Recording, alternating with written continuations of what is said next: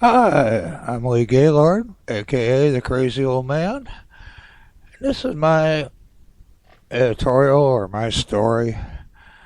Life as an interracial couple. 32 years ago, I went from the suburbs to the inner city, from a white woman to a black woman. And I became half of an interracial couple.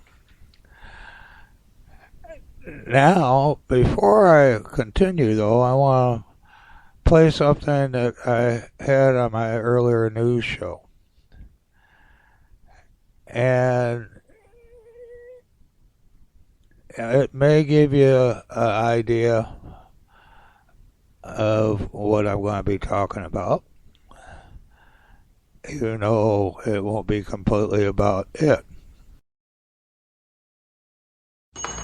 It was a simple idea. Hey, baby. An interracial couple ridiculed at a barber shop. It is the destruction of the black family. But after we aired it last week, it resonated throughout the internet with millions of hits and comments like, "There may be hope for us yet," and "Everyone should watch this." So once again, by popular demand, our scenario from Denny Moe's in the heart of Harlem. Rachel is an actor. Excuse me. Playing a hairdresser who has her eye on a new customer. You been working here for a while? Yeah, for too long. When you gonna come save me? All right. But Gabriel has a girlfriend, and when she shows up, Hey, baby. Hey. Do you want me to wait for you over here? it's a rude awakening for Rachel. Say what? You with a white girl? Yeah, that's my girlfriend. You couldn't find a strong black woman for you? Excuse me? If you saw this woman berating an interracial couple, what would you do? Hey, baby. Hey. Hey. Baby, you dating a white girl? I'm dating a girl who is white, if that's what you mean. Okay. I don't get it, but It's crazy. the only thing crazy is you being in here. Rachel isn't pulling any punches with Christian, and at first, this woman takes the soft, comforting approach. I'm not bothered by it. Nobody over here is bothered by it. Thank you. I hope y'all don't plan on having any children. Like I said, she sounds like a real hater and she's insecure. And with that, Denise Muldrow is so upset there's nothing holding her back. She's ignorant. No, she's not talking about me. I'm talking about you that's brushing his hair. You are ignorant. Keep your opinions to yourself because you sound stupid. All right? I'm letting you know. Black girl to another black girl, you sound stupid. As much criticism as we went through as a people, you're gonna go and do it to the next person? What gives you that right? Why are you defending a white woman, I though? don't care what she was. She could be purple. I'm defending a woman, period, point blank. That's what she is. She's a woman. Or maybe you're not. I'm sorry, my bad. She's not a woman. She's a bird. Get out of here, birdie. Well, before our actress flies away, it's time to introduce ourselves.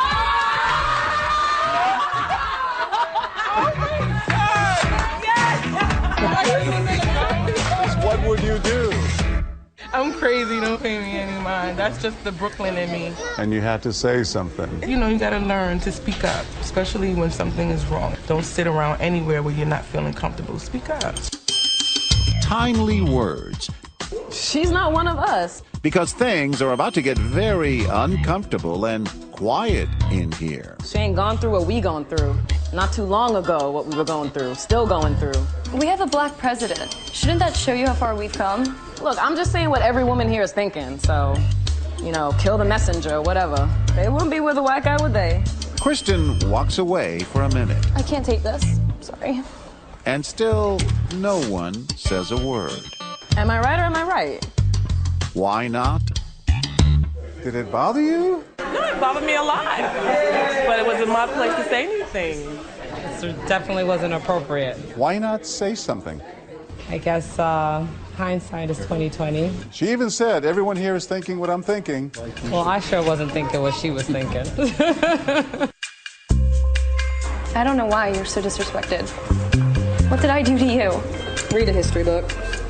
Actually, it still goes on, so. Kristen is overcome with emotion. I can't sit here. It affects this man so much he almost jumps out of his seat. You don't belong with a girl like that anyway. That's none of your business. You should be ashamed of yourself for doing that. Ashamed of myself. Yeah, that woman did nothing to you. Did you see what she looked like? She was a blonde white girl. Look at this place. We up in Harlem. So go downtown. This is Denny Mo's. So go downtown. She should go downtown. And they can cuss you out downtown? Is that all right for them to cuss you out downtown? Why would they cuss me out? Because you're black and you don't belong there. That's the same thing you're saying to that white girl. It's not the same. It's the same thing. They're ruining the black family. What? For Nicholas Richards, that comment is the last straw. Drugs are ruining the black family. Poverty's ruining the black family. That white girl's not ruining the black family. Would you be with a white girl? Maybe, but that's none of your business. And if I brought a white girl in here, you better not say nothing to her. You know the way we get treated. Yeah, give them some of the same medicine. Plenty of black people did nothing wrong. You messed up. Why are you shaking your head? Because it's ignorance, and I can't deal with ignorance. How you doing, sir? Such an eloquent condemnation of racism. She doesn't really work here.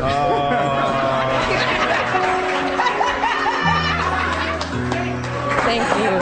Thank you. You were angry at her. Hate doesn't do anything but beget more hate. And it holds us back, you know? Black people need to figure out constructive ways to move forward. And just being angry and upset at white people doesn't do that.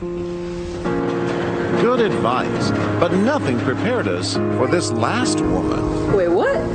You with a white girl? Marcia Bonner, an HR executive and diversity trainer, cannot believe what she's hearing. I mean, I just wanted to see him with a strong black woman, you know? I hear you. Be embraced. Be embraced. So you think that's wrong? Doesn't matter. I'm gay. Do you think that's wrong? I have nothing against gays, you know? I just feel like... Civil liberties, once again. I didn't mean no disrespect. I know you didn't. I just try to... She tries to get to the bottom of Rachel's intolerance. Where's your feeling and loving? She was laying in the street bleeding. I just see I see so many black little girls who don't think they're good enough. That has nothing to do with her. Nothing to do with them. It's our responsibility to make sure that they feel good enough. You don't have to step on them. They've been stepping on us for too long. Let's try to rise together. We can't do it without them. Nothing. Except that we're going to go over there and shake that young lady's hand. She wants Rachel to apologize to Kristen. One day. Just a thought. So he's like... Yes, you should. While it's still on your spirit. So that you can sleep better tonight. Trust me. Go up to them, yeah. Go up to the nut, you know. Not aggressively, but just say, Just like he's my boyfriend. I can hear you guys talking about me. He's my boyfriend. I know. And she wants to tell you something. Yeah, I'm sorry. Okay. It's just a little weird for me. No, don't let it be. Come here. That's what works for us. Hugs, helping us grow spiritually. Alright? I'm John Quinones. Why did she get involved? Sometimes you have to step up so that you don't fall back. Do you understand where she's coming from? Absolutely. It offended you. Absolutely. And it didn't offend me. It hurt me. It hurt me because that's not what I'm about. What did you want Rachel to know about Kristen? There's nothing. Look at them. What's different? You know, it's about moving forward. Can you all just step with me? We're gonna move forward, right? That's right. There you have it. That's One what step we at a do. time. One step at a time. And that's exactly what they did today. So many people stepped forward against hatred and bigotry. A sermon at the barbershop, now ringing through the streets of Harlem and beyond.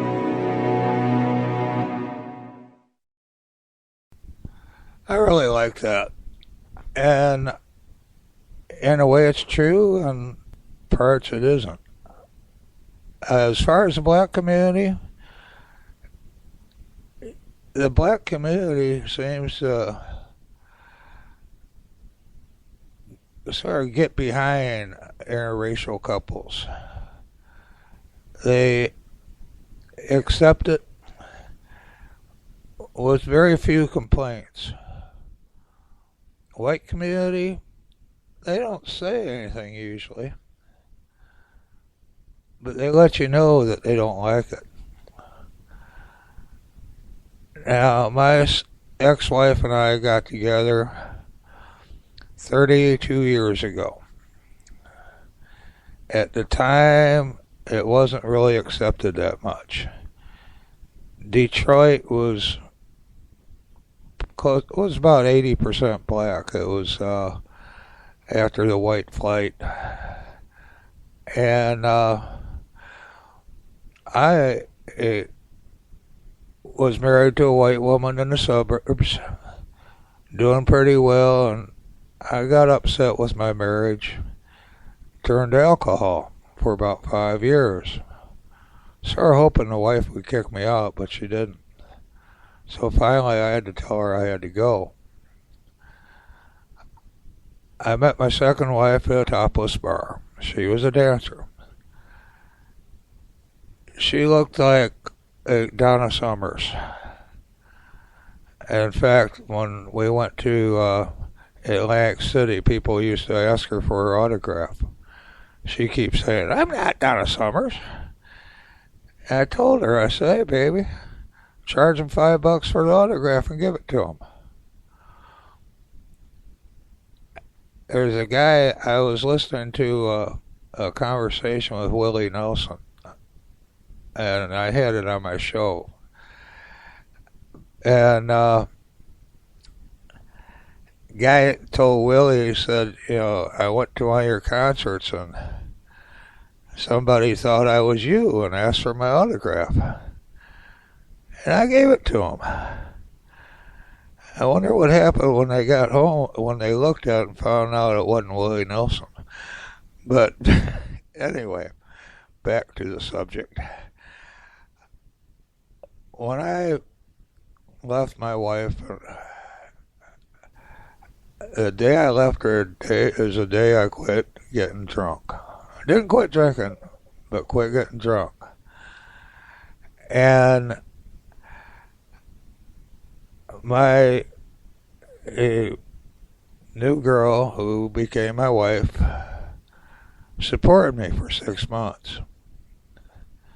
We didn't get married until after I was on my feet, but she supported me, paid all the bills, and I was looking for a job. I had some clients that still, but all they paid was the child support and part of the phone bill, because I had my old number added onto her phone, coming to her phone, and so I had the phone bill went up, so I had to pay it. Anyway, I lost every friend I had except 2. And a darling ex-wife, my first wife, her father passed away, and she blamed me for it. He was a bigot, and I left his little girl for a black woman. Anyway, we would go in the city of Detroit. We had very little problem. In fact, we didn't have any problems.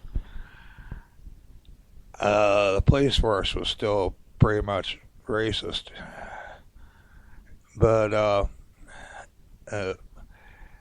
we go to the suburbs, though, and it'd be a different story. People would be getting their food that came in after us, and we haven't even been waited on yet. There have been times where we had to check our food because we would find things in our food that wasn't supposed to be there. Went to one restaurant in the suburbs, and we're sitting there, and after a while, the hostess came up and said that the waitress refused to serve us. So she did. I gave her a $20 tip and said, show it to her. And let her know that she could have had that $20. She wouldn't have had it, but she could have. Anyway, we had most of our problems in the suburbs. We had no problems with the blacks, except once. At our wedding, we had an outdoor wedding. It was in her parents' yard. They had a double yard. And a lady was walking up a driveway. And I was waiting. It was just before the bride came down the aisle, which was a driveway. She saw me up there, and she put the gifts down and walked away. My mother-in-law did not like white people. She was prejudiced against whites. And mainly because of all she went through when she was younger. But she accepted me and she loved me. Sort of like a son, even though she was only 15 years older than me.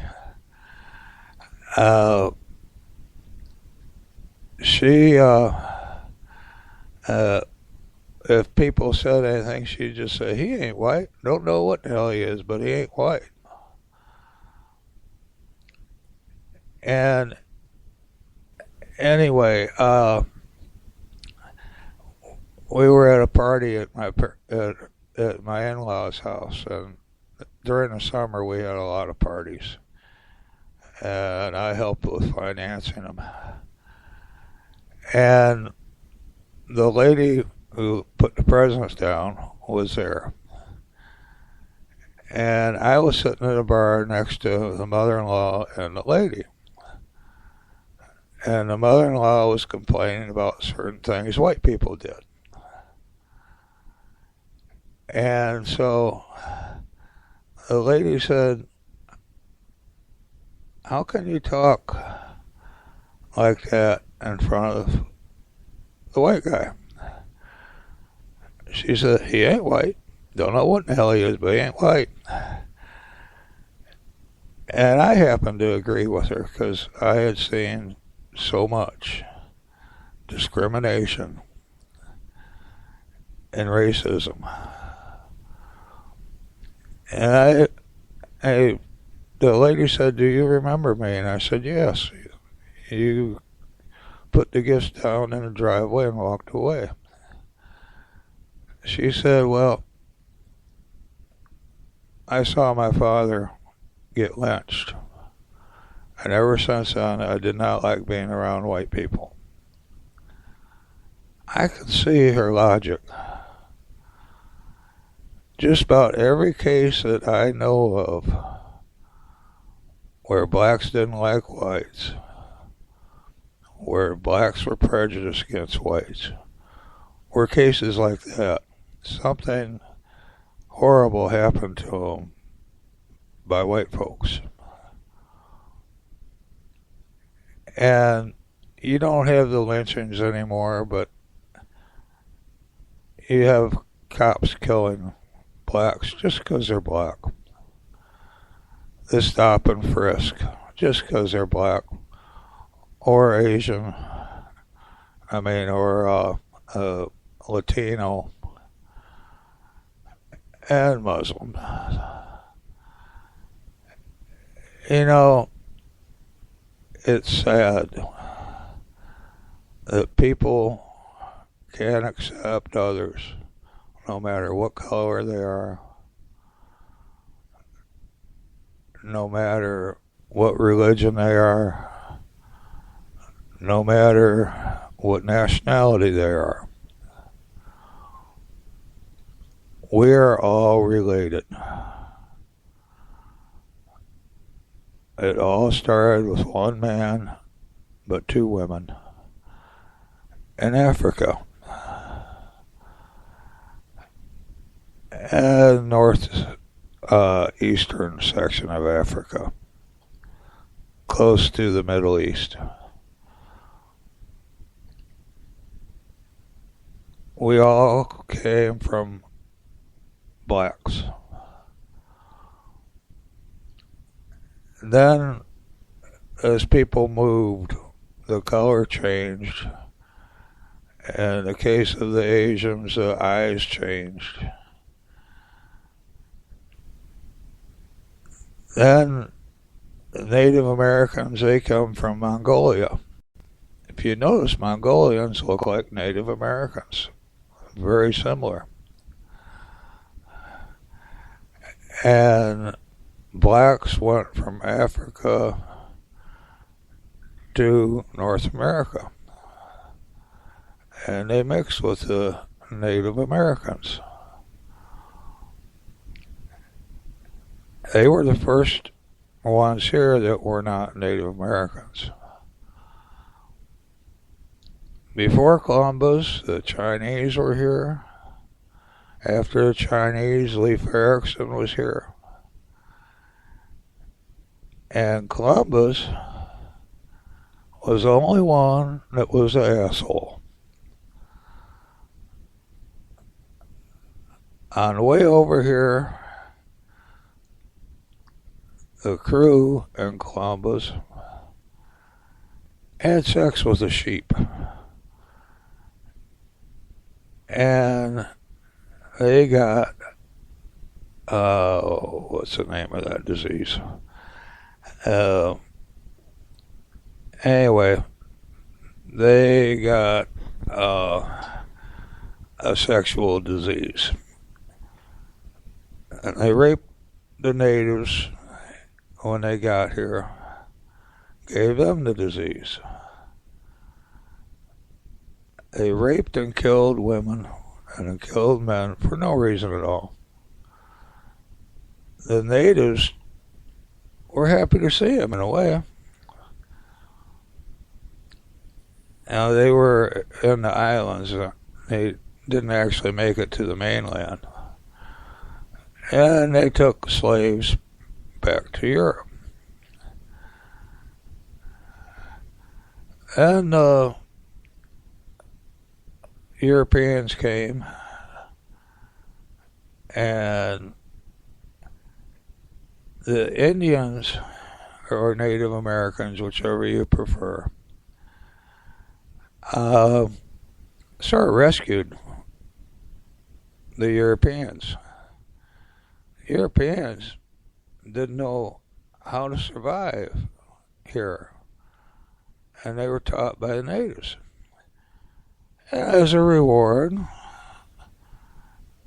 the Europeans stole the natives' land and committed genocide. Now, that was a long time ago. But when you look at it, every treaty the U.S. had with them, probably every treaty the U.S. had with anybody, they broke them. And then the slaves came. And down south, after the slaves were freed, their conditions were almost as bad as they were when they were in slavery. You had the lynchings. They couldn't vote. Of course, Abraham Lincoln, when he freed the slaves, he didn't mean that they were going to be complete citizens. They weren't going to have the right to vote. But they did get the right to vote, but it was pretty much taken away from them. Now, you can't look that far back and say, well, all white folks are like that, because they aren't. Some of my best friends are white. Well, not really. 90% of my friends are black. 10%, well, 9% are Arabic. And 1% would be white. Maybe less than 1%. I got to a point with all the hell the wife and I went through for our first 5 years of marriage. It got a little better after that. And then I split up with her. And things got bad again because my friends were black.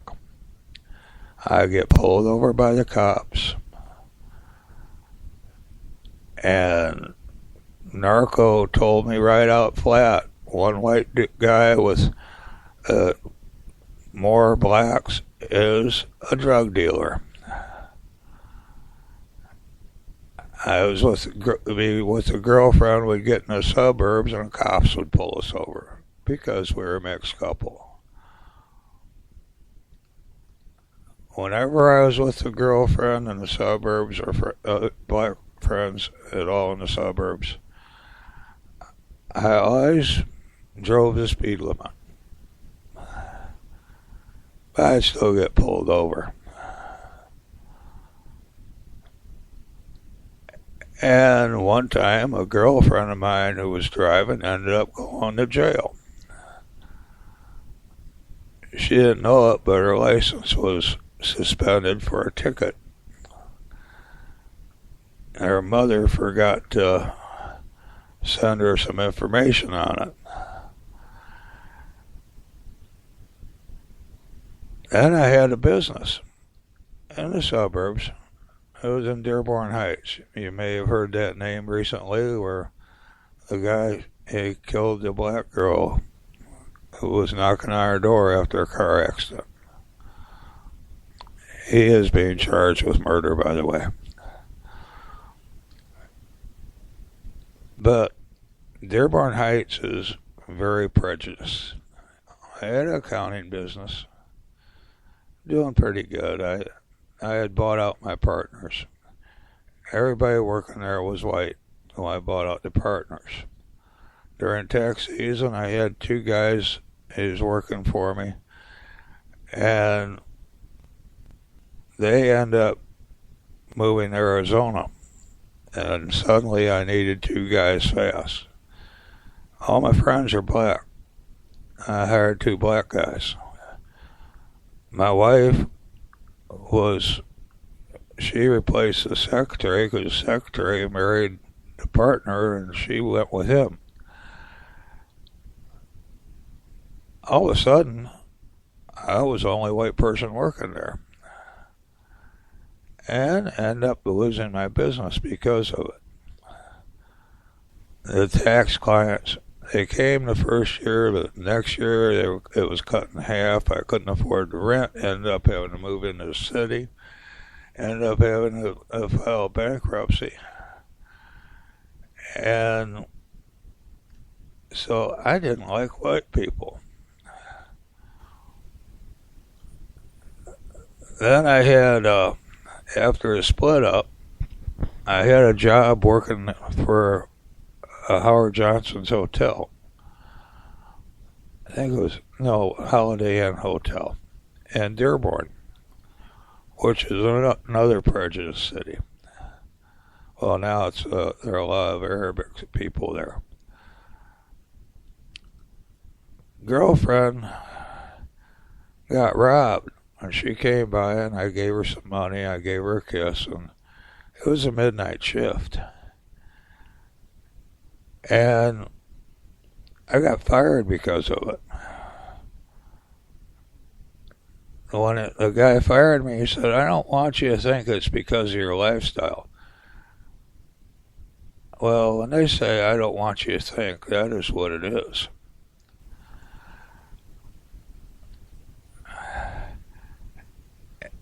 Anyway, I had no problem with blacks. After the divorce, I started drinking a little bit too much again, but then I quit altogether. Most of the places I went to, I'd be the only white person there. I was always accepted. One reason was I was always me. I didn't try to put on an act like a lot of white people seem to do when they're in a black area. They try to act black. I wouldn't do that. Now, when I got mad, street language would come out. It scared the hell out of people, too, because I was 300 pounds. And the only problems I had, I was in the bar. I was a regular at the bar. And this gal that attended bar, she and I got to liking each other. And they had a party there. I can't remember if it was Christmas or whatever, and we were there together. And it was funny because we danced. I'm not a good dancer, but we danced anyway. And the bar owner was announcing everything. And, he called me. It had something to do with my gray hair, but anyway, he mentioned how the two of us were dancing and how good we looked. How happy we looked. And we were very happy. And we went back to the bar and I shot a game of pool. And well, before I shot the game of pool, a guy came up and said that he's a Vietnam veteran, and if he went in a white bar with a white girl, he'd have hell. But he says, you two are in here and nobody bothers you. And I said, well, you are. And then I went and shot pool. When I came back, there was another guy talking to her. And he left when I got there. And she said that he told her that she should be with a black man instead of a white man. And she got very upset and said, I can't do this. I had a girlfriend who was a barmaid at a topless bar. She was afraid to go out with me for what people would say. I told her there wouldn't be a problem. Because, like I said, rarely had a problem. So, and I said, if it make you feel better, we'll just go to black bars and not go to the white ones. Anyway, as I said, we rarely had a problem in black bars. We got into white restaurants and so on. We get the dirty looks. I told the wife one time, at least we're the center of attention. And that sort of helped her out. But there were times when she'd get upset. And with the wife and I, it never happened in the city. I told this story when I did the LGBT thing last night. LGBT. We were in a grocery store and a gay couple came up, and they were mixed too. And they were smiling at us. And the one guy said to us, He said, it's good to see that you're accepted. Someday, maybe we will be. I said, it's going to be a long time. Because we aren't really completely accepted yet. We go to certain areas, and we aren't. Did you know that in the 60s in the South, it was a felony for a mixed marriage?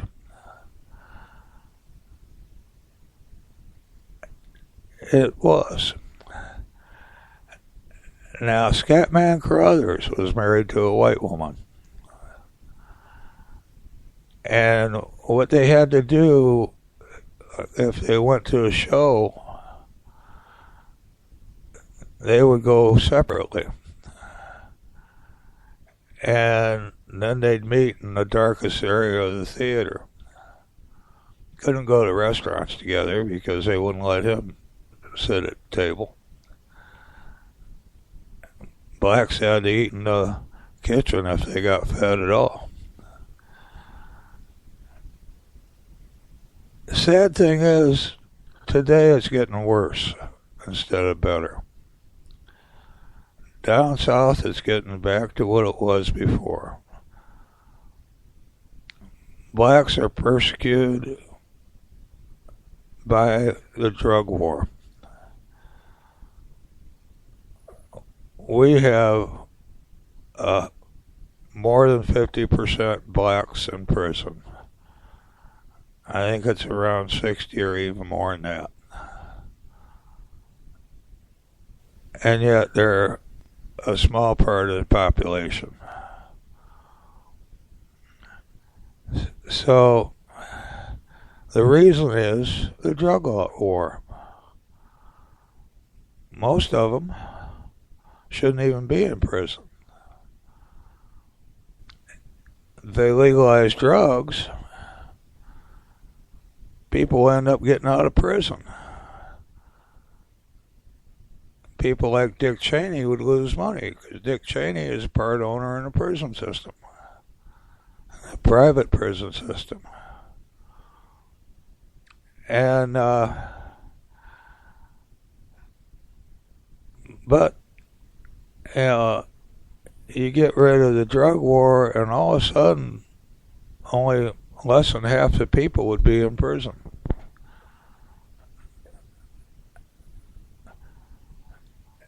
But that's another subject that I'll deal with again later. I've dealt with in other shows, but I'll do it. Anyway, my dream is Martin Luther King's dream.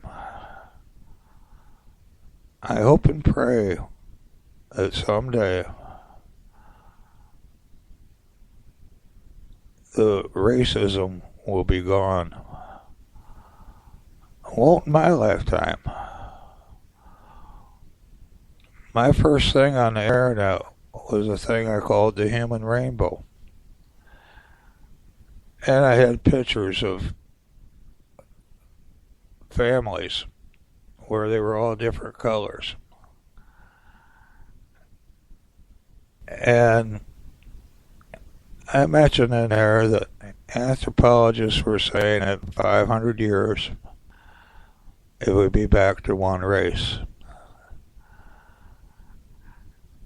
And I said, here's where I pissed off the KKK.